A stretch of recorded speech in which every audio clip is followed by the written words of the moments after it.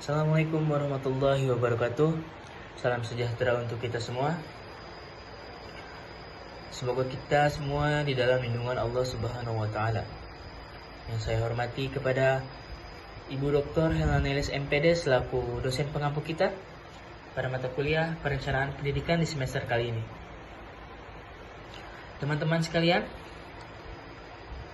dari dulu sampai detik ini masih banyak teman-teman kita yang berada di daerah terpencil tidak mendapat akses pendidikan yang layak seperti teman-teman kita yang berada di kota besar.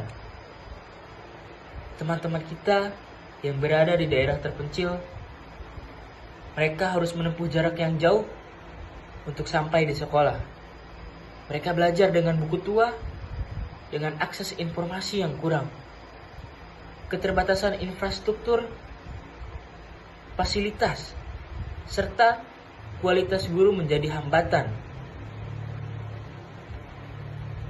Walaupun teman-teman kita memiliki potensi-potensi yang besar, memiliki cita-cita yang bagus, tetapi teman-teman kita yang berada di daerah terpencil tidak memiliki kesempatan.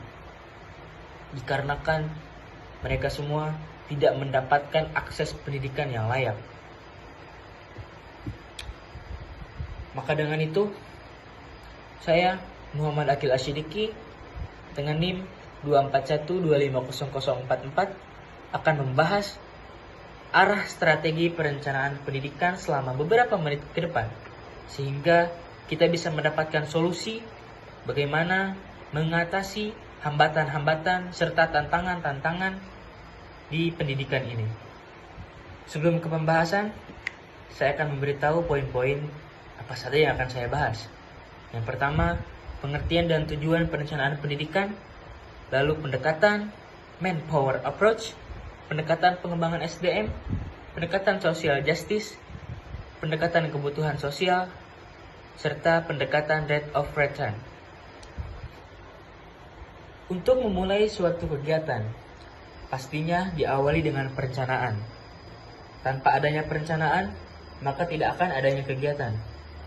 Perencanaan merupakan hal pertama yang harus dilakukan, begitu juga dengan sistem pendidikan. Di dalam pendidikan juga harus terdapat suatu perencanaan.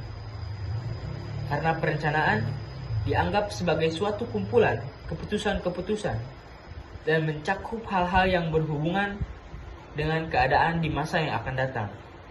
Oleh karena itu, perencanaan harus mempunyai kemampuan untuk melakukan pilihan-pilihan terbaik yang dilaksanakan untuk menghindari kegagalan serta memiliki solusi-solusi untuk tantangan-tantangan, hambatan-hambatan yang akan datang.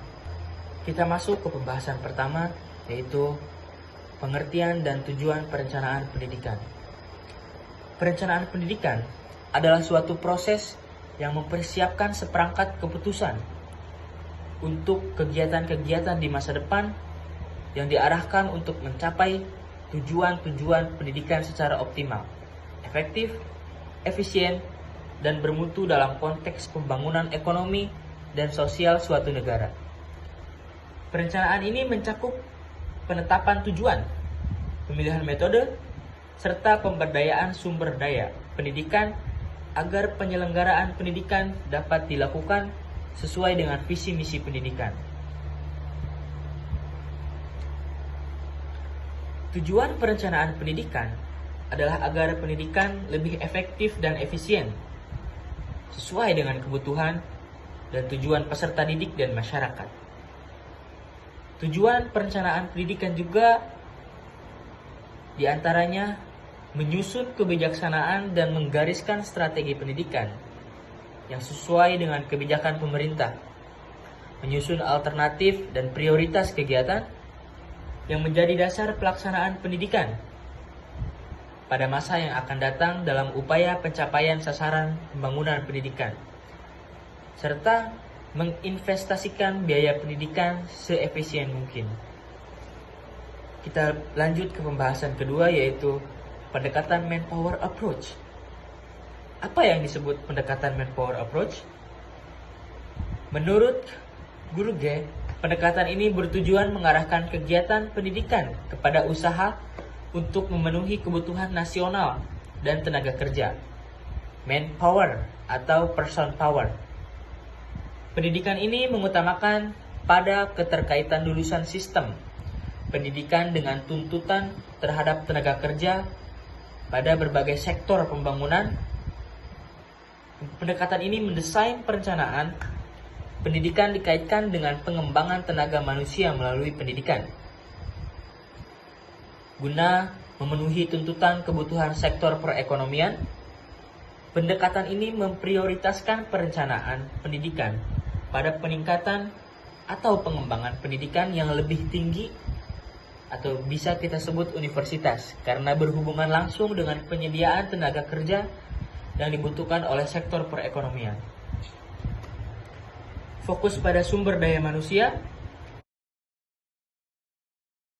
Pendidikan dilihat sebagai investasi dalam SDM yang akan mempengaruhi kemampuan individu dalam dunia kerja. Integrasi kurikulum, menyelaraskan kurikulum dengan kebutuhan industri dan pasar kerja untuk memastikan lulusan memiliki keterampilan yang relevan. Kemitraan dengan industri, membangun kerjasama dengan industri untuk mengidentifikasi kompetensi yang dibutuhkan dan memfasilitasi penempatan kerja.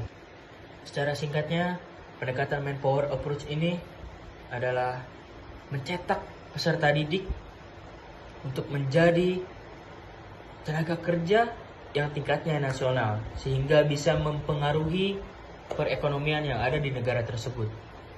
Contohnya, sudah banyak sekali perusahaan-perusahaan yang bekerja sama, yang bermitra dengan universitas-universitas yang ada jurusan-jurusan tertentu, sehingga perusahaan itu, industri itu bisa langsung merekrutmen karyawan-karyawan yang ada di dalam universitas tersebut. Poin selanjutnya adalah pendekatan pengembangan SDM. Pendekatan ini melihat SDM sebagai pusat dari sistem pendidikan yang harus direncanakan dan dikembangkan secara sistematis, mulai dari rekrutmen, pelatihan, pengembangan profesional, hingga penempatan yang tepat sesuai kebutuhan organisasi pendidikan.